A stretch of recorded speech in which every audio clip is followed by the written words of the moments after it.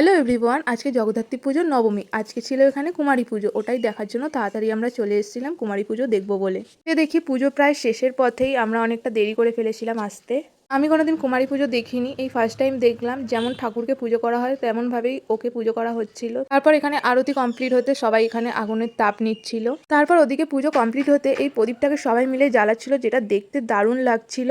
পুরো প্রদীপটা জ্বলার পরে দেখতে যা অপূর্ব লাগছিল যে কি বলবো। তাই জন্য আমি কিছু সিনেমাটিক শট নেওয়ার চেষ্টা করছিলাম, বাট নিতে পারিনি সেইভাবে।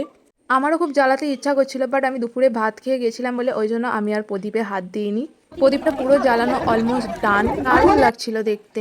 পুজো কমপ্লিট হতে এখানে সবাই মিলে জল মিষ্টি খাওয়াচ্ছিল। এখন আমাদের মিষ্টিও চলে এসেছে জল মিষ্টি খাওয়ানোর জন্য।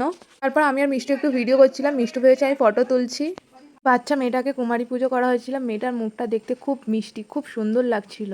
হাসিটা যেন আরো মিষ্টি, ও কি সুন্দর সবাই মিষ্টি খাওয়াচ্ছিল, জল খাওয়াচ্ছিল, ও বসে বসে খাচ্ছিল, দেখতে খুব ভালো লাগছিল। তারপর এখানে পুজো কমপ্লিট হতে এখানে ভোগ দেওয়া হচ্ছিল, ভোগ নিয়ে তারপরে চলে গেলাম বাড়ি।